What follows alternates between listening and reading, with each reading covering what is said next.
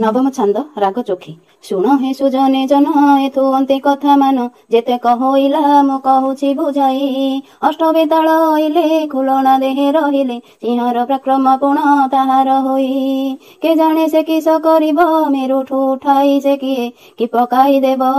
फुलना सुंदरी जाई नयना अग्रते कही मो दुख शुण तोते न लागे आउ। एके गर्भ से मोहरी भारी अटई सबुरी हेमंत प्रकारे मोते भाषा कहू। मुसान भौणी तोहर बारे मो वचन घेन कर तु मोर वचन केमंत प्रकारे तोते होइब पार। मानव होई के गोटी आनिब शिप उठी एका कुंभ करे थरे पुराई नीर। विचार को आणु तुरिते मिथ्या जेबे हेला दंड तू दियो तू मोते। शुणी नयना बोलई निशे तोते मारी बई चिरिबी गर्भ तोहर बालक काढ़ी। न रखिबी ए राजरे घौड़ाई देवी दूरे नोहिले मु पकाइबी तो मुंड मुड़ी। ढिंकीरे पुराई कुटिबी शिଳରେ पकाई तुला प्राय काटिबी बाटिबी ए वचन शुणी करी मुरुख मुखरु बाणी न स्फुरी धर्म को से साखी देई कुंभ धइला। मंगला नाम सुमरी पथ चाले अनुसरी गंडा गंडुकी नदी जाई प्रवेश हेला। कुंभ को बुड़ाई पानी रे नेई करी बसाइला काख उपरे। याकु साहर नारी ताकु केही काहीं देव भारी मल्ली कुसुम पराए लागई ताकु। देखंती जन संसार करुछंती हाहाकार जल नेउअछि से नयना बासकु। खंडे दूरे देला करखी कर्म ए मोहर बोली बोले सुमुखी। फुलना बदन चाही नयना सुंदरी कही मोहर वचन तुलो शुण भौणी। ए कुंभ तिनी सांगरे आनिथिले से कुंभरे केमंते पानी आनिलु सेथिरे पुणी। जानिली तू तो हरि कथा तू ही निश्चय जानुलो सुंदर व्यवस्था। खुलना बोले भौणी तू तो स्वभावे दुखिनी काहीं दुंदर शिखिबी।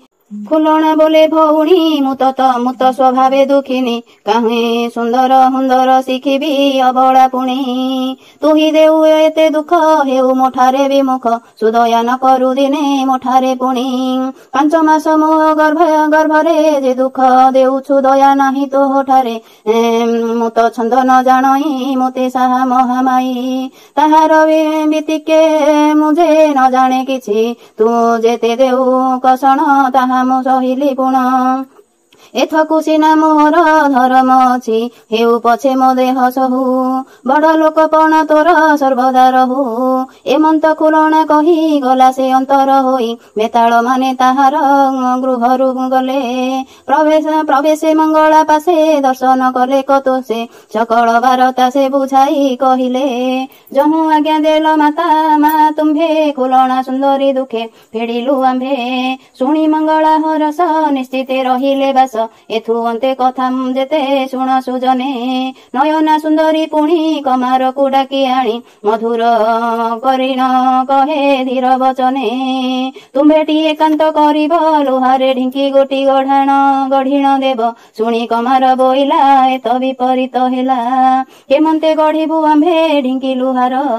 जेउ राजारे अबुझा युवती होइछि रजा से राज्ୟରେ विपत्ति पड़िब निकर। न रहिबु तुम्भ राजरे पळाई जाउछु आम्भे कहिछा मोर। अन्याय कथा चरी लुहा ढिंकी गढ़ी करी फुलना को कुटाइब तहिरे धन। ए केउ देशरे अछि मानव ଏହା करिछि ए अबा केउ शांतपण विधान। धर्म रक्षा कथा को कर हेमंत प्रकारे जे बोइला कमार। शुणी नयना सुंदरी कोपे कहे खर करी से दुख पाइला तुम्भर जे कि गला। तुम्भे मो वचन कर ढिंकी दिय तत्पर आजी आणी करी तुम्भे दिय बोलाई बोइला। नोहिले तुम्भ को मारिबी पुत्र द्वारा सहिते सकल नासिबी। शुणी कमार बोलई निश्चय आणी देवी मुही। एथकु किंपाई कोप करुछ तुम्भे अविचार कथा बोली सेथिपाई मु कहिली काहींकि आंभर दोष होइला जेबे। तुम्भ इच्छा जहाँ ही गर आंभर की गला एते सुचि मातर। तुम्भ आज्ञा सिरे घेनी ढिंकी गोटी देबु आणी हेमंत कहिण जे कमार चलिला। ସେଠା ବର ଗଲା ଘରେ ଯାଇ ନ ମିଳିଲା ଘରେ 5-7 କମାରକୁ ଡାକି ଆଣିଲା। ଗଢିଲେ ସେ ଲୁହାର ଢିଙ୍କି 70 ମହଣ ଭାରି ଅଟେ ସେ ଢିଙ୍କି। 4 ସଙ୍ଗୀ ଢିଙ୍କି ନେଇ ନୟନା ଛାମୁରେ ଦେଇ ବୋଇଲେ ଗୋମଲୋ ମାତା ଦୋଷ କ୍ଷମା କର। ଢିଙ୍କି ଗୋଟି ଦେଲୁ ଆଣି ହରସେ କର ମେଲାଣି ଦେଖି କରି ହରସ ନୟନା ସୁନ୍ଦରୀ ଶାଢୀ ଶିଳ୍ପା ସେ ଦେଲା ଯହୁଁ। ହରସ ହୋଇ କମାର ଚଳିଲା ତହୁଁ ସେ ଢିଙ୍କି ଦେଖି ହରସ ନୟନା ମନରେ ତୋଷ କୁଲଣା ସୁନ୍ଦରୀ କି ସେ ପାଶକୁ ରାଇ। ବୋଇଲା ମୋ ଆଜ୍ଞା ଘେନ ଏ ଢିଙ୍କିରେ କୁଟ ଧାନ ନୋହିଲେ ତୋର ପରାଣ ଘେନିବି ମୁହିଁ। କୁଲଣା ତା ବଚନ ଶୁଣି ବେନି ନେତ୍ରେ ତାହାର ଯେ ବହୁଛି ପାଣି ବୋଲେ ଜ୍ୟେଷ୍ଠ ଭଗ୍ନୀ ମୋର କଥାକୁ ଯେ ନ୍ୟାୟ କର। କେମନ୍ତେ କୁଟିବି ମୁଁ ଯେ ଏଥିରେ ଧାନ ଏକା ଜଣକରେ ମୁହିଁ ଏହାକୁ କି କୁଟିବଇ ଏ କଥାକୁ ବିଚାର ତୁ ନ କରୁ ମନୁ। ଏକେ ଗର୍ଭବାସ ମୋହରି ଏ ଦଶା କପାଳେ ଅଛି ହେ ନର ହରି। ଦାରୁଣ ମନ୍ଦ ଦଇବ ଏ ଦୁଃଖ କିଏ ସହିବ ପୋଡ଼ି ଯାଉ କିନା ମୋର କପାଳ କଥା। ଏକେ ମୁଁ ରାଜକୁମାରୀ ଅଳ୍ପ ବୟସ ମୋହରି କାଳରେ ବିଦେଶରେ ରହିଲେ ଭର୍ତ୍ତା ଭଉଣୀ ଦେଉଛି ଏ ଦୁଃଖ ଭୋଗ କରି ନ ପାରିଲି ମୁଁ ଦିନେ ସୁଖ। ରାଜଜେମା ହୋଇଥିଲି ରାଜାଙ୍କୁ ବିଭା ହୋଇଲି ଦରିଦ୍ର ମନ ସମାନ ଦୁଃଖ ପଡ଼ିଲା ମୋତେ। ମୋର ମରିବାକୁ ଡର ନାହିଁଟି ହୃଦ ଭିତର କେବଳ ବାଳକ ଅଛି ମୋ ଗର୍ଭଗତେ। ତାକୁ ବାରେ ରଖ ମଙ୍ଗଳା ମୋହର ପଶ୍ଚାନ୍ତେ ପ୍ରାଣ ଗଲେଟି ଗଲା ଏତେ ଦୁଃଖ ସହି କରି ପୁତ୍ରକୁ ଗର୍ଭରେ ଧରି ଯଦି ନ ଦେଖିବି ମୁହିଁ ନନ୍ଦନ ମୁଖ। କି ହେବ ଏ ରାଜ୍ୟ ଥିଲେ ପଳାଇବା ଅଟେ ଭଲେ ଯୋଡ଼ି ପୋଡ଼ି ଯାଉ କିନା ଏତକ ସୁଖ। କୁଲଣାର ଆତର ଶୁଣି ଶୂନ୍ୟରେ ଥାଇ ମଙ୍ଗଳା ବୋଲନ୍ତି ବାଣୀ କିମ୍ପା ତୁ ଆତର ହେଉ ମନରେ ହରସ ନୋହୁ ସବୁବେଳେ କରୁଛୁ ବିରସ ବଦନ। ଏକି ତୋର ବିପରୀତ ମୋଠାରେ ଲଗାଅ ଚିତ ତୁ ସିନା କରିବି ତୋ ମୁଁ ସିନା କରିବି ତୋ ଦୁର୍ଗତି ବହନ। କିଛି ଚିନ୍ତା ନ କର ତୁହି ସୁଖେ ତୁ ଢିଙ୍କିରେ ଧାନ କୁଟଲୋ ଯାଇ। ଏମନ୍ତ କହିଣ ତାକୁ ମଙ୍ଗଳା ଗଲେ ପୁରକୁ ଅଷ୍ଟବେତାଳକୁ ଯାଇ ବୋଇଲେ ବାଣୀ। ତୁମ୍ଭେ କାହିଁ କ୍ଷଣି ଯାଅ କୁଲଣା ନିକଟେ ରହ ବିପତ୍ତି ଦେଇଛି ତାକୁ ବଡ଼ ଭଉଣୀ। ଲୁହା ଢିଙ୍କି ଗଢ଼ିଛି ସେହି ବୋଇଲା ଏଥିରେ ଧାନ କୁଟଲୋ ଯାଇ। ତୁମ୍ଭେ ମାନେ ବେଗେ ଯିବ ଦୃଶ୍ୟ ହୋଇ ରହିବ କୁଲଣା ସଙ୍ଗକୁ ବଳ ଦେବ ସମସ୍ତେ। କୁଟି ସାରିଲେ ସେ ଧାନ ଆସିବ ମୋ ସନ୍ନିଧାନ ମଙ୍ଗଳା ଯହୁଁ କହିଲେ ତାଙ୍କ ଅଗ୍ରତେ। ବେତାଳ ଯେ ପାଦେ ପଡ଼ିଲେ ଧାଇଁ ଯାଇ କୁଲଣାର ପାଶେ ମିଳିଲେ ତା ଅଙ୍ଗରେ କଲେ ଘର ଉଚ୍ଚାଟ ମନ ତାହାର ସଜ ହୋଇଲା କତହିଁ ଘରୁ ବାହାରି। 17 ମହଣ ଧାନ କୁଟିଲା ଏକ ଦିନ ଢିଙ୍କିରେ ପୁରାଇଣ କୁଲଣା ସୁନ୍ଦରୀ। ସେହିଠାରୁ ଚାଉଳ ଦେଲା ଧୀବର ଭିକାରୀ ବସି ପଦ ଯୋଡ଼ିଲା। ଦଶମ ଛାନ୍ଦ ରାଗ ଚିଟାଉ ବାଣୀ। କୁଲଣା ରୀତି ଦେଖିଣ ଯୁବତୀ ଅତ୍ୟନ୍ତ କାତର ହେଲା ହିଆ ଦମ ଦମ ତନୁ ଝମ ଝମ ପ୍ରକୋପରେ ସେ ବୋଇଲା ଲୋ ତୁ ତ କହ ମୋର ଆଗେ ସତ୍ୟ କି ମନ୍ତ୍ର କରୁ ତୁ ଜାଣ ଅବାଚିତ ନୋହିଲେ ତୁ କି ତୁହି ଏକ ଗୋଟି ହୋଇ ନାନା ବିକ୍ରମ କରୁଛୁ।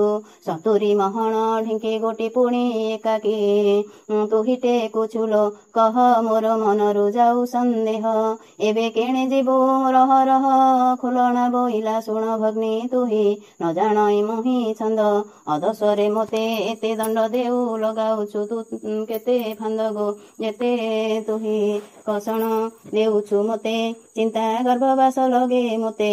ତୋତେ କି କହିବି ଅଦୃଷ୍ଟରେ ମୋର ଆଦରିଛି ସର୍ବ କଥା ଜ୍ଞାନ କରିବ କପାଳରେ ଯାହା ଲେଖିଛି ମନ୍ଦ ବିଧାତା ଲୋ ପୂର୍ବେ ତାହାର ଜ୍ଞାନ କରିବ ଏବେ ତୋର କି ଦୋଷ କରିଛି କେବେ ମୋତେ ମଙ୍ଗଳା ମାତା ରଖିବେ। ଏ ବଚନ ଶୁଣି ନୟନା ସୁନ୍ଦରୀ ବଚନ ବୋଇଲା ଆଜହୁଁ ମୋହର ଛେଳି ରଖ ଯାଇ ଯଷ୍ଟି ଖଣ୍ଡିଏ ଦେଲା ସେ ଆଣି ତାକୁ ବୋଇଲା। ସେ କୋପେ ବାଣୀ ଯେତେ ଅଳଙ୍କାର ଅଛି ପୁଣି ମୋତେ କାଢି ଦିଅ ଏହି କ୍ଷଣି। ତା ଶୁଣି ଖୁଲଣା ମନରେ ପୁରୁଣା ତକ୍ଷଣେ ଉଠି ବସିଲା। ଯେତେ ଅଳଙ୍କାର ହୃଦୟରେ ଥିଲା ସକଳ ତହିଁ କାଢିଲା ସେ। ନାରୀ ଗଳାରୁ କାଢି ଚାପ ସରି ମସ୍ତକରୁ କାଢିଲା ଚଉରି। ପୁଣି କାଢିଣ ଦେଲା ଦୋସରି କଟି ତଟରୁ ସେ କିଙ୍କିଣୀ କାଢିଣ ରତ୍ନ ମୁଦିକିଆ କାଢିଲା। ବେନି ହସ୍ତରୁ ସେ ଚୁଡ଼ି କାଢି ଦେଇ ସୂତା ଖଣ୍ଡିଏ ବାନ୍ଧିଲା ସେ। ରୋଷେ ଅଳଙ୍କାରକୁ ଦେଲା ତା ପାଶେ ରୂପ ତାହାର ଶୋଭା ଦିଶେ ସେହି ଦିବ୍ୟ କଙ୍କାଳରକୁ ନେଇଣ କନ ଖଣ୍ଡେ ଦେଲା ତାର। କହି ବସିଲେ ତା ସରମ ହୋଇବ ପଡ଼ିଛି ଗଣ୍ଡିଶ ତର ସେ। କଲା ତାକୁ ଶୁକ୍ଳ ବସ୍ତ୍ର ନ ମିଳିଲା ବିକା ପଙ୍କରେ ଗୋଳାଇ ଦେଲା। କରିବି ମୁହିଁ ଧର୍ମ ସାକ୍ଷୀ ଦେଇ ଡାକିଲି ମଙ୍ଗଳା ରଖ। ପୋଡ଼ା ଲଲାଟେ ମୋର ଲେଖିଥିଲା ସହିବଇଁ ଏତେ ଦୁଃଖ ଗୋ ମଲି ତୁମ୍ଭ ନ ରଖିଲେ ଭାସି ଗଲି। ଏବେ ବନସ୍ତେ ଛେଳି ରଖିଲି ଏମନ୍ତ କହିଣ ଖୁଲଣା ସୁନ୍ଦରୀ ଠେଙ୍ଗା ଘେନି ଚଳିଗଲା। ବହନ କାନନ ଭିତରକୁ ଯାଇ ଛେଳି ସାଙ୍ଗରେ ବୁଲିଲା ସେ। ବସି ଶୋକେ କରୁଛି ଶୁଭ୍ର କେଶୀ ଚିତେ ମଙ୍ଗଳା ନାମକୁ ଘୋଷି। ରଖ ରଖ ମୋତେ ମଙ୍ଗଳା ମା ତୁ ଏ ଦୁଃଖରୁ ମୋତେ ରଖ। ତୁମ୍ଭ ପଦ୍ମ ପାଦ ତଳେ ଆଶ୍ରା କରି କାନନ କାଳ କନ ଗଲା ଦୁଃଖ ଗୋ ମାତ କେତେ ସହିବି ଭଉଣୀ କଥା। ଏକା ହେଲା ମୋତେ ଗର୍ଭ ଚିନ୍ତା ଗଲେ ପଛେ ଜୀବ ଯାଆନ୍ତା। କାରଣେ ଭାଇ ବିଭା କରିଦେଲା ଭଉଣୀ ଘରକୁ ମୋତେ।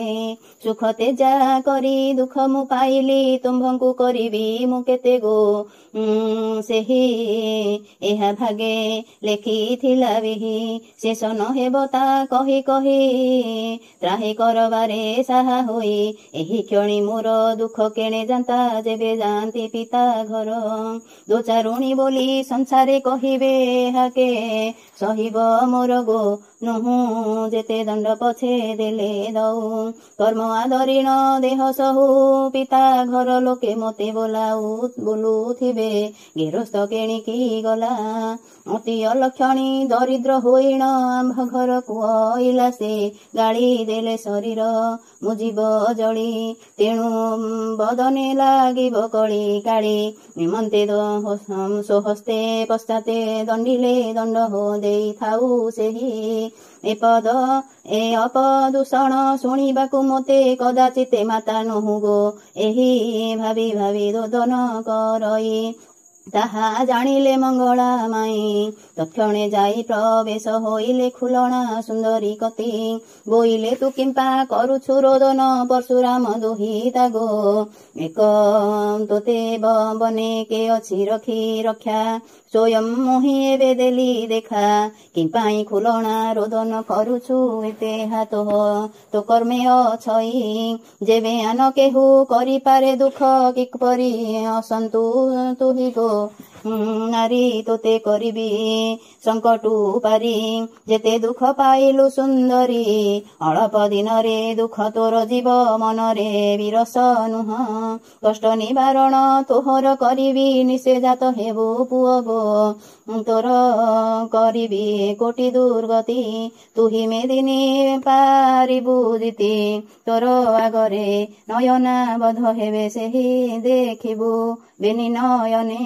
ପତି ସଙ୍ଗେ ମହାସୁଖେ ମୁଁ ତୁ କରିବୁ ପୁତ୍ର ପାଳିବୁ ଯତନେ ତା ଶୁଣି ତୋଷ ହୋଇଲା ତରୁଣୀର୍ମଣି ଭାବି ଧୀବର ଭିକାରୀ ଭଣି ଶୂନ୍ୟ ଚଳିଗଲେ ଠାକୁରାଣୀ। ବନ୍ଧୁଗଣ, ମୋର ନବମ ଏବଂ ଦଶମ ଛାନ୍ଦ ଏଇଠି ଶେଷ ହେଲା। ଯଦି ଆପଣମାନଙ୍କୁ ମୋର ଏହି ଭିଡ଼ିଓଟି ଭଲ ଲାଗୁଛି ତାହେଲେ ଲାଇକ୍ ସେୟାର ସବସ୍କ୍ରାଇବ୍ ଆଉ କମେଣ୍ଟ କରିବାକୁ ଜମା ବି ଭୁଲିବେନି। ଆଉ କମେଣ୍ଟ ବକ୍ସରେ ଜୟ ମା ମଙ୍ଗଳା ଲେଖିବାକୁ ଜମା ବି ଭୁଲିବେନି। ଅଲ୍ ନୋଟିଫିକେସନ୍ ଅନ୍ କରିବେ, କାହିଁକି ନା ମୋର ସର୍ବପ୍ରଥମେ ଯେଉଁ ଭିଡ଼ିଓ ଛାଡ଼ିବି ସର୍ବପ୍ରଥମେ ଆପଣଙ୍କ ପାଖରେ ଯାଇ ପହଞ୍ଚି ପାରିବ। ରହୁଛି ବନ୍ଧୁଗଣ, ଜୟ ମା ମଙ୍ଗଳା।